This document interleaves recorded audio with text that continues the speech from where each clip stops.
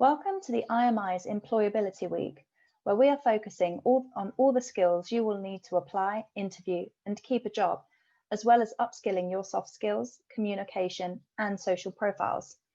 Today, we'll be focusing on the importance of communication. This presentation is sponsored by We Recruit Auto. In the next 10 minutes, we are going to be looking at understanding the different types of communication, listening skills, and top tips for having a difficult conversation. So let's get started.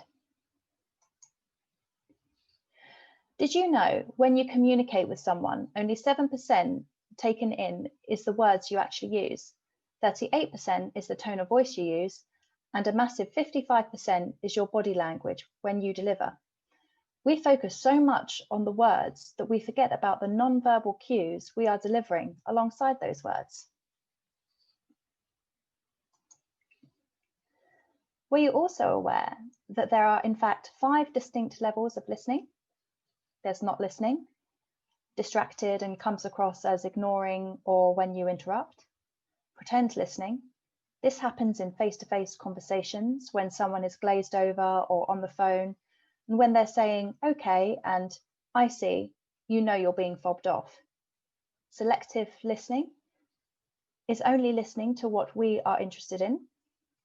Attentive listening, carefully listening but internally deciding if you agree or disagree and are only listening from our own perspective and will respond from our own experiences. And empathetic listening, sometimes called active listening, is where you are attentive and responsive by reflecting back what the person says with none of your own spin. To ensure your customer gets what they need, you must use this type of listening. The first 4 are all self-focused types of listening, and the 5th is externally focused.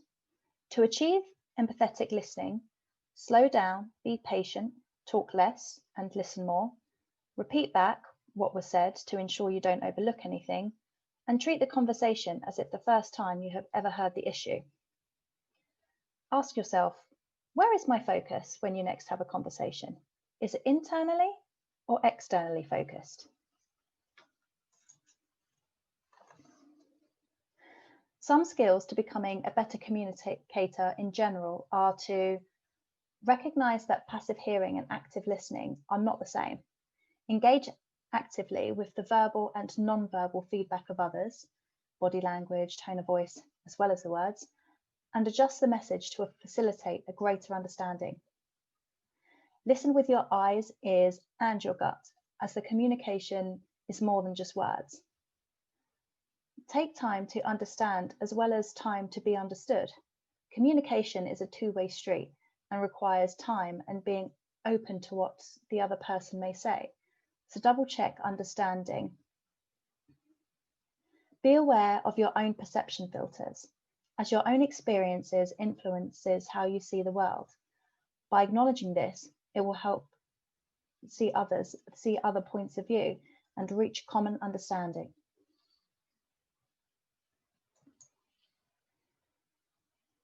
Have you ever put off a conversation because you think it will be a difficult one?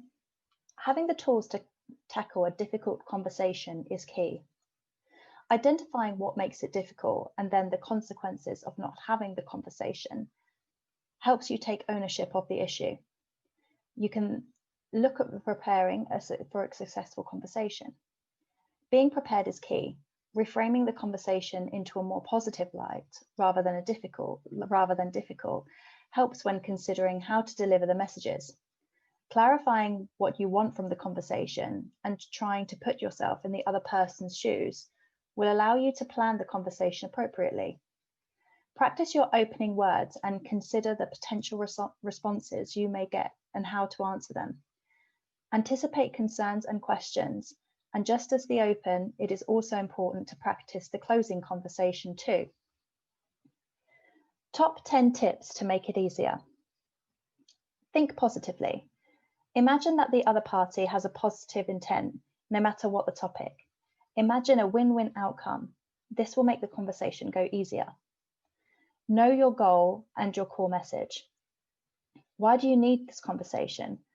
What do you hope to achieve? and what would be the ideal outcome? Put yourself in the other person's shoes.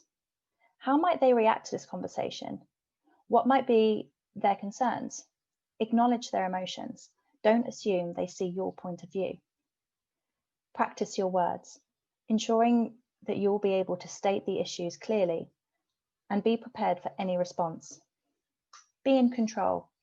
Stay on message and keep emotions at bay. If you allow yourself to get into an argument, then your rational brain has switched off. Remind yourself of the goal and stay objective. Don't take things personally. Be specific. If appropriate, focus on the behavior you want changed rather than the person. If behavior isn't the topic of conversation, then be specific about the facts and outcomes. Build a rapport and be empathetic. Listen. If appropriate, listen first to what they have to say before you put your point of view. If you have to speak first, do so and then ask for their opinion and listen without interruption. Check understanding. The danger is when the person on the receiving end of a difficult conversation only hears bits of what you say and then distorts the words and the meaning afterwards. It is helpful either to summarize what has been said or agreed, or better still, ask them what they have understood. Depending on the issue at stake, it might even be worth having an independent witness present to affirm what was said. And finally, take action. Explore together how to improve matters or explain what is to happen next. Stay solution focused rather than problem focused, and always think, what do we want to have to happen?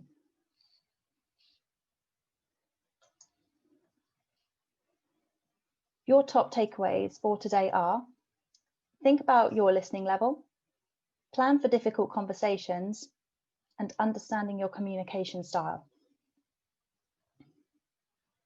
For further resources, please follow the links here.